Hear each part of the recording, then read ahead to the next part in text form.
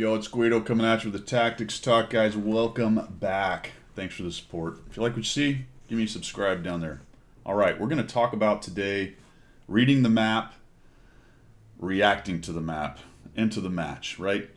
We are here on Mountain Pass Dorf, Himmel's Mountain Pass Dorf. This is a very channelized map. And it can be challenging in reacting because the drive times are generally long. It's hard to flex from one side to the other. The middle seems to be a pretty easy way to do it, but it is swept by a lot of crossfire, and getting down in the pit can be a bit of a trap. Initial positioning in the Saladin on this map is not great. You don't really want to take it north and play punchy face because it just doesn't do that very well. You don't really want to go south and play punchy face for the same reason. So what I've come to the conclusion, especially with these kind of lighter tanks like this, whether it's a light or medium, is go to the middle, see if you can get some cheeky shots, a bit of free damage, and then react. So this is a really good map in terms of reaction if you go to the middle and attack it this way. Now, it's not very decisive, this particular move. It's a little bit passive, but as I look at the match, I'm all tier H. It's about the only thing I have, to be honest. I could be aggressive like the M41, get down the middle, maybe mix it up with some of their lighter tanks, even possibly create a bit of an advantage. But how do I get out of the middle early game? I don't. It's not like you're going to drive right back up this ramp and survive, nor are you going to go over here underneath the bridge and start punching with the heavies over here. You might get some cheeky positions and sneak some shots on them, but it's just not very survivable. So if you're trying to keep your votes and your hit points to middle to late game, this is about the only play you have. All right. There is some argument for the lighter tanks to come down here into the south. There's a couple places where you can poke out, time the pokes, be careful with it, maintain your hit points, but it's not great. And if you get overwhelmed, it's hard to get away. All right. So let's see how this goes. Just pay attention to where everything goes. All right, that's what I'm looking for, guys. I'm looking for that easy, cheesy shot there. Note there is no artillery, so I don't have to be too crazy about defending myself here. I just need to get out of the ridge or off the ridge.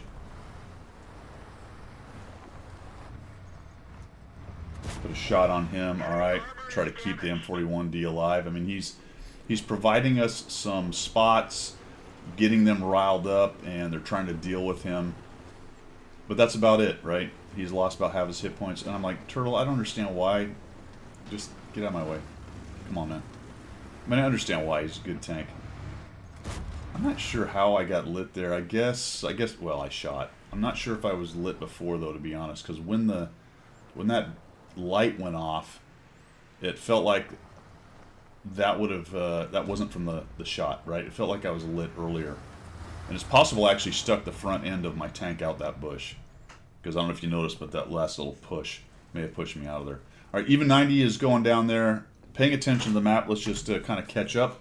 Because you get busy in your little flank here in the middle. I'm paying attention to all this, but at 1G here in the debrief, we can take a look. Okay, the north looks all right. There's a Viperia prototype and a CS-52. They've got a Curvets and a 46, so that's just starting to fight. The south is looking okay. The E75TS makes a super aggressive move, and unfortunately he's not backed up really by an UDES, nor by the T-34B, which appears happy to be sitting back there, / is probably so slow he's just getting there, and unfortunately this E75 just isn't going to survive that battle over there. The Borovsk is coming back. The M41's kind of keeping these guys lit. The Turtle is repositioning to the other side. The even 90, the one that was on our side, is now down in the pit right there. I'm watching this Borovsk. Unfortunately, I missed this shot.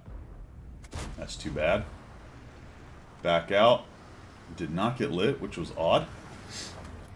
And honestly, based on how this game goes, I really wish I had hit that Borovsk. This is going to be important later. And it's a good point to say that, or a discussion area. We're going to get to a point in this map, in this match, where it's what we do is extremely important to win or loss. I.e., there's a critical point that we can look at and go, this is critical. Everything that happened up to this point, yeah, we could have done a lot of things better, but at this point, this is critical to the loss, which begs the question of what you did before that as an example, missing that shot on the Barask and however many decisions everyone in this game makes, to include both sides, right? 30 players making all these decisions, good and bad. RNG throwing its vote in there, dispersion, all of that stuff, making all these variables happen till we get to these kind of critical nodes where what we do has a lot of importance and we're lost. So what I'm saying is, if we'd all played on my team much better, we may not have ever got to that point. So it is important to look at every decision that you make, because you only control you, every decision that you make and how that may have impacted it, but also understand that as you go through time and you get to these critical points, there's big decisions to be made there that can be extremely important. And what I'm trying to get you to look at is what you're doing, make the right decisions as best you can, the old OODA loop, at that point. Right? Okay. Fairly deep BS right there. So I'm watching the M41. I'm going to make another mistake. I'm sort of just kind of looking around here. Actually, I think I might have been on the phone, to be honest. All right, so I missed that. I wasn't ready. Oh, guess what? Dispersion said you didn't miss it. That's one of those things I just talked about, guys. I wasn't really ready for that. And dispersion, I just took a stab at it and it worked out. The E75 TS dies, no surprise. The medium tank CS52 dies. He's trying to play punchy face. He's run into a significant force down there. We've got the high ground. I missed this turtle. Look at that. All right, that's going to be important later as well. That's another bit of damage on that turtle I could have had. There's a shot on the Barask and a shot on the turtle missed. South is not looking so good. The South is looking bad, but we're holding it for the moment. I'm watching the middle. There's a big fight on the bridge right there, or at least there's a bunch of tanks there. And the North is starting to get pushed. And now we're down a tank right here. So I'm going to swap over to this side. The rotation on the holes on these is so painful. Come up here, maybe look for a shot. Good kill. The 130's dead. There's the Burr. I'm really hoping he'll poke out, but he doesn't. He's taking shots. Turtle's there. All right, great. Find this guy. Put a shot on him. I like it. Even 90's going after him. I don't know if he's on a reload or not ready to shoot, but we'll kill this guy here. Nice. We'll back out. Okay, good kill.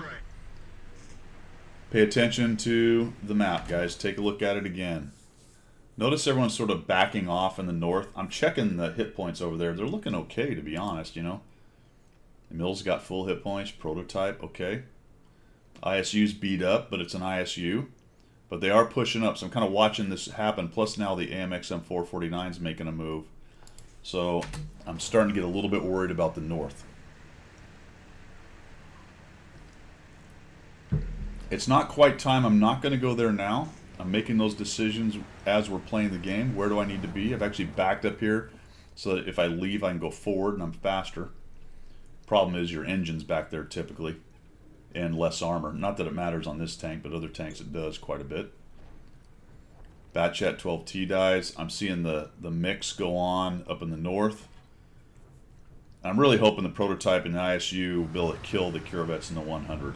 Unfortunately, that is not what happens. What I'm worried about if I leave the middle is having it open.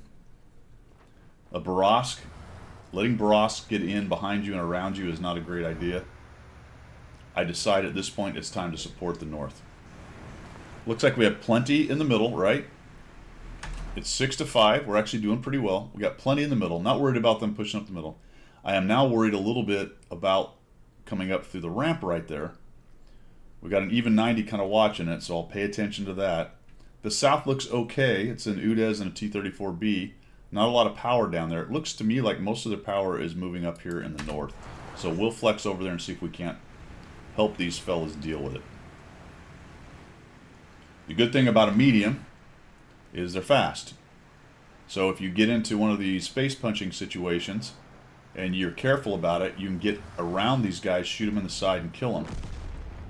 Especially if you pay attention to the shots that they take. So initially I thought they might be pushing, but they get the Kurovets. All right, fantastic. So now we've got a Scorpion and a 100-01. I don't want to just go blasting through here and eat a shot from the 100-01 for no reason. even though I could probably get around his side. Plus, I'm a little bit worried about the Scorpion. I don't know where that SMV is or the M449. Neither one of those has been seen for a little while. These guys are on the bridge, sort of keeping the Emil busy. Plus, they may have shots on guys crossing. It looks like this TS-54 is a guy that's seeing the Scorpion. So we've got some nice crossfire. Let's work on this 100-01 if we can get rid of him. So I'm not going to let him know I'm there. I'm not going to peek. I don't want to shoot at his front. It's just not really a great idea. Not unless I can really zoom into that lower hole. All right, I'm going to go. He just fired. I don't know if you noticed that, but he fired. So we're going to take that opportunity. I'm going to save my shell. We're going to go by this guy. Maybe he'll start turning. Here comes our turtle. All right, that's cool.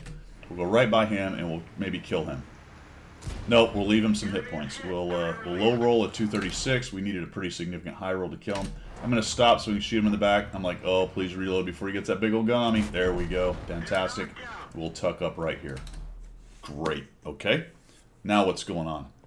Yep, we're still working in the north. The middle's okay. The south is getting into a bit of a kerfuffle. The T-34 is, I don't know, chasing the Barask or something. The Udez is maybe having a heart-to-heart with the turtle down there. We need to keep an eye on that.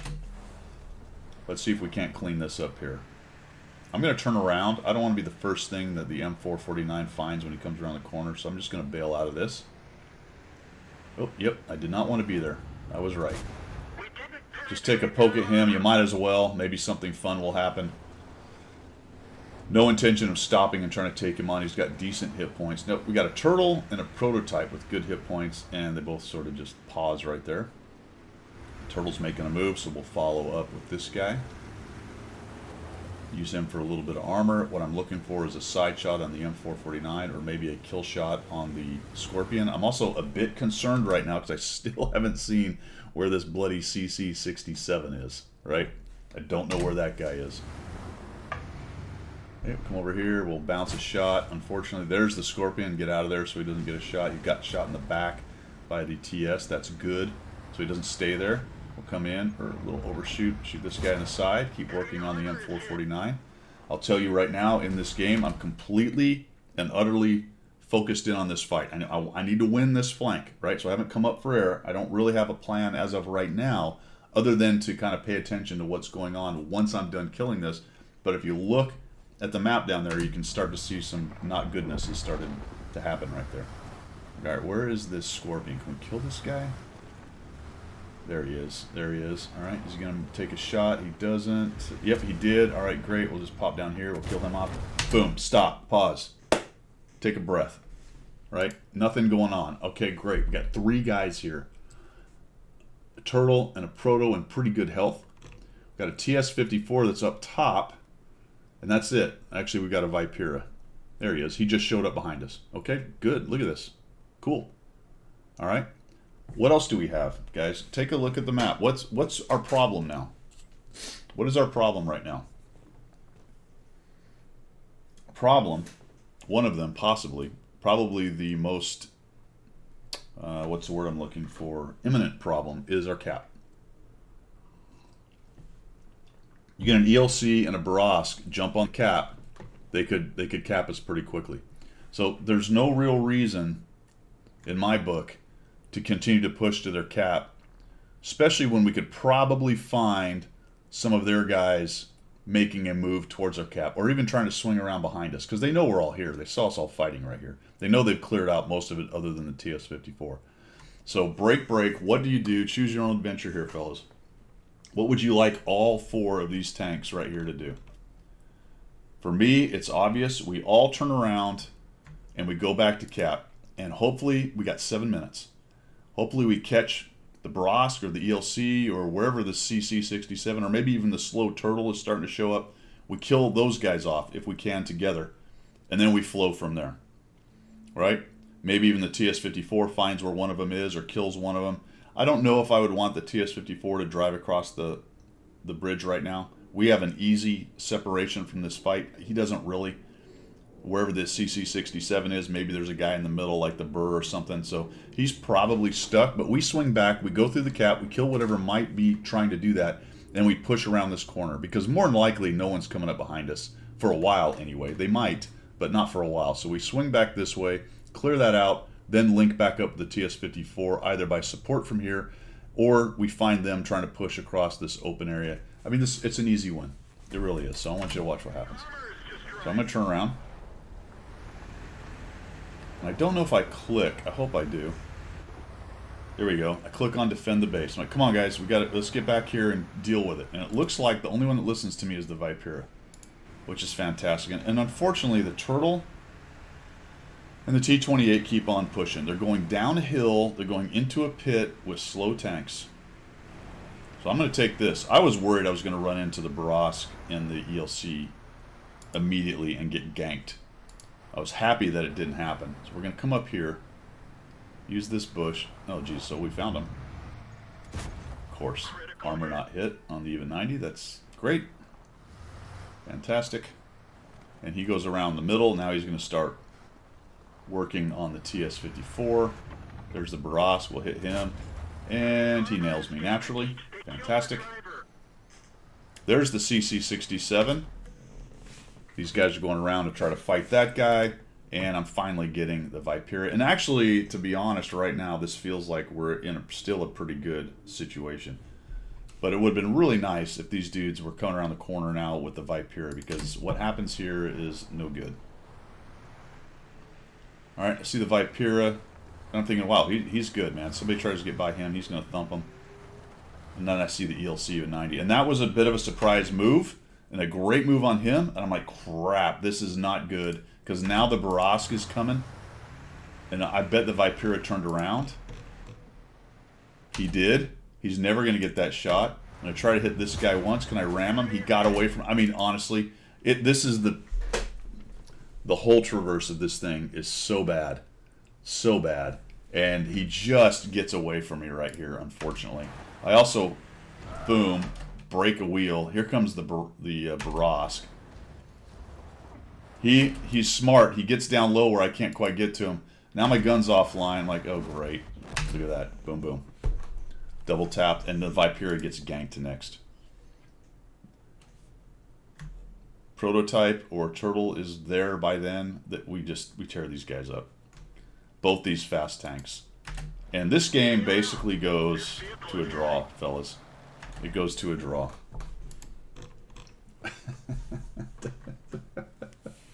And it was an absolute easy win. If at that critical point I talked about earlier, everybody just came back to cap and regrouped, dealt with anything like this that might be going on, would have been absolutely an easy win. But the fast enemy tanks do a really nice job of lights the Vipera on fire, of course. TS-54, they're still fighting the CC-67. And honestly, even at this point, if they all went back together, it would have been fine. But they don't. They don't. All right, and that's it. Just wanted to go through that whole series of what I was thinking and how that was going. Every single match in this game goes that way. There are obviously the 25-30% where it's just a romple stomp and it kind of doesn't... I'm not going to say it doesn't matter where you go, but where you go is probably more about getting yourself some more damage and trying to stay alive a little bit longer, vice making critical decisions that are going to win a game where you're down 12-0 in the first 2 minutes, just as an example. That happens. But these are the kind of games right here where these decisions are critical. That third or so of matches, just to number out your arse kind of thing, but that sounds about right based on the percentages that we see. Wins, loss, and how the games go. About 33% or so of your games, your critical decisions matter, and turn things from a draw in this case to a win. And honestly, if those guys had come with me, who cares that the CC-67's down there? Let's go back to cap and maybe deal with these light guys that are running around, because they, no kidding, went after the cap.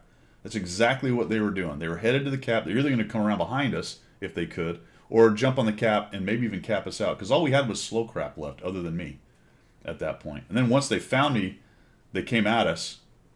And I don't think they knew the Vipera was necessarily there when they first started charging in.